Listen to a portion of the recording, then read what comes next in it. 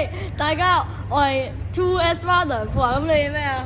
大家好，我係 2S 班李紅婷。好有你咁咧，大家好，我係 2S 班李浩林。OK， 我哋嚟到呢個，我哋嚟到呢個香港文化博物館。OK， 我哋而家入去睇下。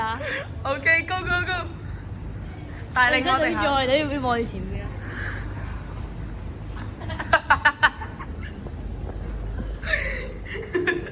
咁大家好，我係 2S 班嘅李浩林。咁咧，我哋今日咧就嚟介紹呢個大內存門神面畫。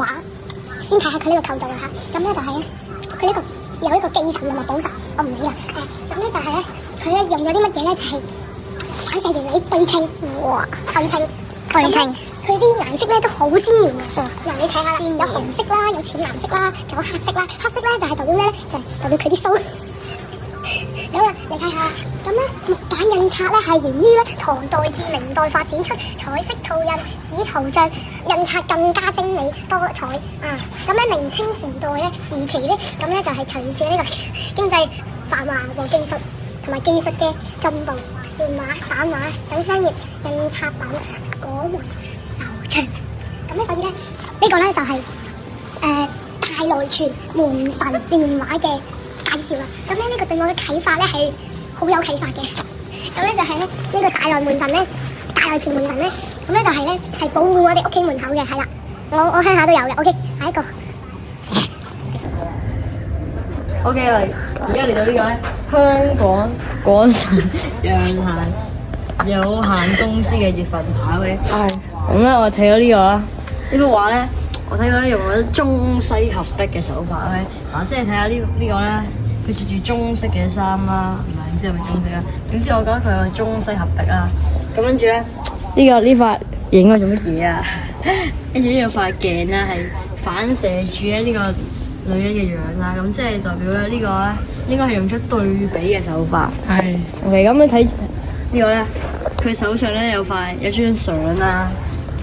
咁咧，我咧就咧啟發到我就咧對我嘅親人咧嘅思念之情。我嚟睇呢個言之無雲，行而不語咁樣，因為全程咧達意咧就何止言語文字咧，呢個物件咧。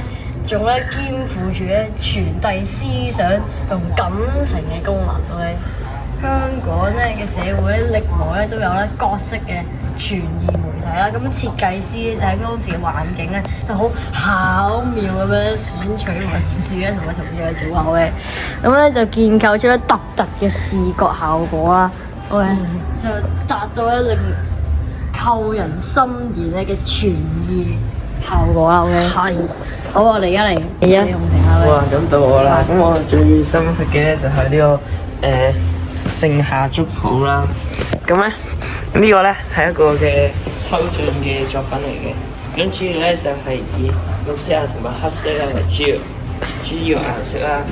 咁咧佢後面嘅白色咧就同佢而家上面一啲嘅深色咧，去作咗鮮明嘅對比啦。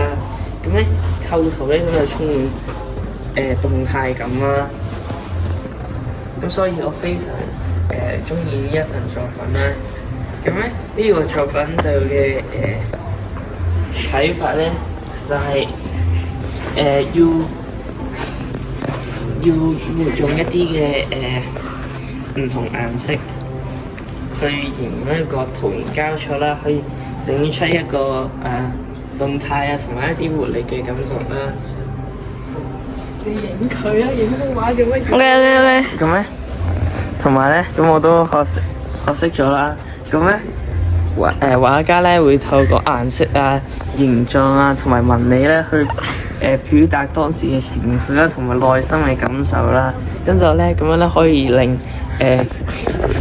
觀眾咧可以更有共鳴啦。呢個就係我嘅分享。